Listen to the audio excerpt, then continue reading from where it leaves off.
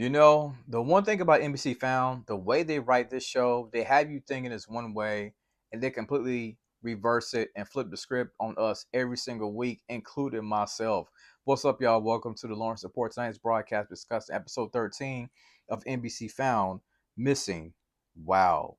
Grieving. Oh my God. What a great episode. But y'all, I got to let y'all know, we had an opportunity, me and my roundtable, every Sunday we discuss NBC Found, usually around 9 o'clock, right?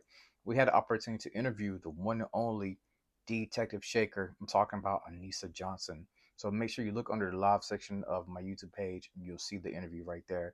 She was absolutely amazing, great actress.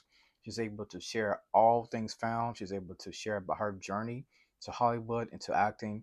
Great interview, y'all. Make sure y'all check it out. Detective Shaker, we are always grateful whenever we get a chance to see her on our screen. So shout out to the one and only Detective Shaker. And speaking of Detective Shaker, one of the funniest parts to me was whenever that man kept calling her that cop lady, right? Well, Detective Shaker felt some type of way whenever he kept referring to her as the cop lady. Like, she's like, listen, brother, you got one more time to keep calling me that, and you're going to be on this floor. So shout out to Detective Shaker. That scene right there was absolutely hilarious. Shout out to Kelly, aka Margaret. She directed this episode right here at NBC Found. Shout out to her. Great episode. Let's talk about NBC Found. Now, on this episode right here, they kind of focus on the black church, right? And with this pastor that has some background ties to Gabi, right? But I got a couple questions for y'all. Couple quick thoughts actually. We still don't know if that is Jamie's I mean, we still don't know if that's Margaret's son, Jamie, right? The DNA tests are kind of flaky right now, right?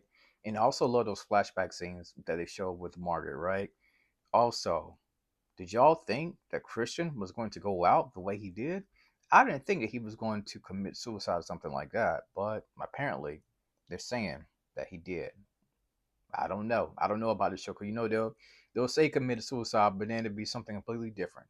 He may end up showing up later on in the season. We don't know. We just have to wait and see. I can't believe nothing yet set in stone with NBC found, right? Now, what is it about Gabi and Sir? They have this symbiotic relationship. It seems like Gabi was blaming herself for Sir's demise with him going to jail. And she's worried about him, and Don is trying to tell her, listen, Gabi is done. He's in jail. Why are you caring and worrying about Sir right now?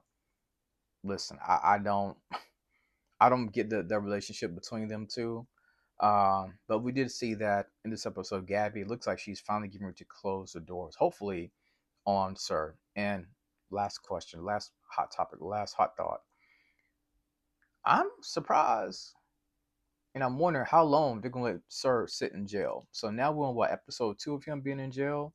I just got a funny feeling, y'all, that he's gonna find a way to break out. Like if he goes through the actual justice system, getting sentenced and all that, I would be surprised. But let's talk about NBC Found. So, like I said, this episode was basic about the black church, and it also had ties to Gabi and her past, right? We're gonna meet this pastor by the name of Bernie. Turns out, he was a saving grace for Gabi whenever she was going through the whole ordeal with Sir, her father. He was basically a spiritual advisor, him and his wife. But now he's accused, it seems like, of and I'm talking about Bernie here, of course, the pastor. He's admitting that Violet, which is basically his sister, killed his wife, Maria, right? In a shocking confession. And, that remains to be seen, and for Bernie, well, actually, I should say for Gabi, everybody's questions Gabi thought process about this right here. And Gabi's like, listen, for once, can y'all just listen to me? I'm tired of everybody asking me and not believing stuff whenever I say it, right? Whenever I say it. Now I'll transition back to Bernie, but let's talk about Jamie and Margaret right quick. Now, when it comes to Jamie and Margaret, right? Okay, so Jamie and Margaret. It remains to be seen, honestly, if this is really Jamie. I don't know. I've been thinking about all day. I've been looking at some theories online from what people are saying. How in the world Jamie going to get lasered at 10 years old? How's that even possible for a child to go through that type of procedure at 10? Come on now, come on now. But think about Jamie. This dude, he even noticed. He even called out everybody's like, I guess you can say, superpower, whatever. He's like, well, you're able to read people. Zeke is like the hacker. You know what I'm saying? Like he literally was going down the road calling out everybody's power. But it's crazy how he's always concerned about where and what Gabby is doing. That's kind of odd. He ended up even going at Don and old girl whenever he was talking about the DNA test. Basically ended up creeping up on them. I was like, yo, this dude is different. He's out here smoking. I think he ended up saying he want to take a little smoke break. Like, what is it with this guy right here, man? And even when it came to the toy train, and now Margaret is saying that, well, somebody that she's close to kind of helped the situation with Jamie, right? When it came to him being kidnapped, right? Like somebody she knows that is very close to the situation. So it makes me think it can only be one person. It's got to be the husband. Was the husband behind the whole Jamie disappearing all these years? Only time will tell, right? Now, one of the things that I got to talk about this right here too, when it comes to Trent, for Trent, he's always saying every single time, you know, um, whatever happened, it was always um Sir's brother who did it, Christian. Whatever happened, Sir's brother did it. He did it. He did it. I'm like, man, do you not investigate on your own? Why is everything always Christian's fault? That's kind of strange to me. And then even Sir called him out. Sir called him out. I was like, yo, are you gonna talk about the situation with your father and those missing kids or something like that, if I'm not mistaken? Crazy. Crazy in itself. Now, getting back to this pastor, right? The pastor was saying, listen, my wife is dead and I'm blaming it on my sister. Of course, we end up seeing the sister in the prayer closet. She's asking for forgiveness, stuff like that, right? And eventually, I'm hopefully God can forgive her for doing something so heinous, right? For doing something of that nature, right? Now, now this is the part that's getting me. We gotta talk about Gabby and Sir. Sir, I mean, Gabby goes back to Sir to let him know about the death of Christian. Sir is basically still trying to give her some tips on the case, right? Like he's always going to try to work it out for her and be there for her when it comes to the case, which I thought was pretty crazy. Now, as far as Gabby, she realized that somebody, was basically in that secret room that she had whenever people were for the people who she wasn't able to save, somebody's been creeping in that room. Who is that person? Of course, they think it's Christian. But again, I I don't know who it could be. I honestly don't know who it could be, y'all. Um, so that is definitely caught my interest right there.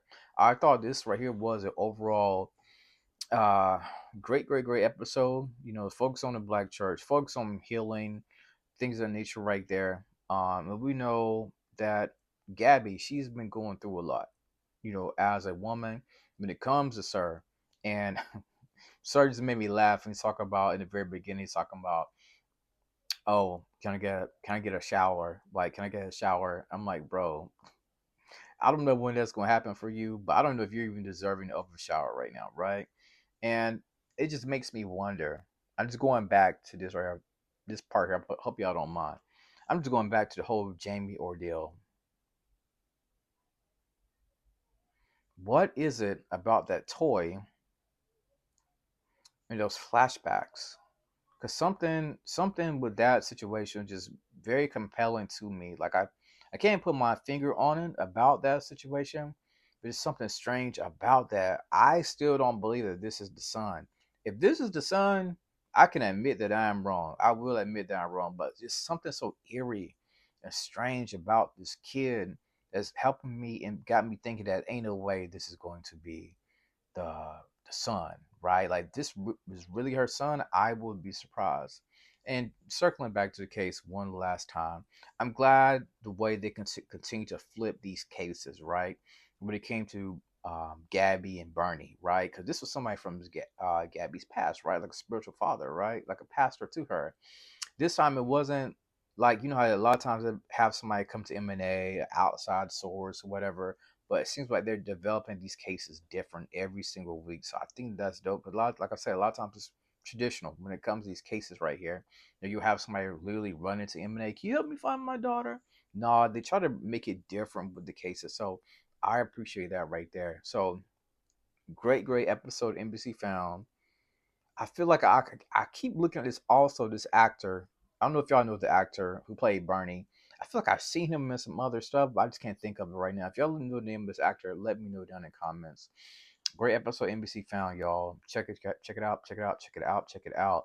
And as always, thank you for tuning in to the Lawrence Report.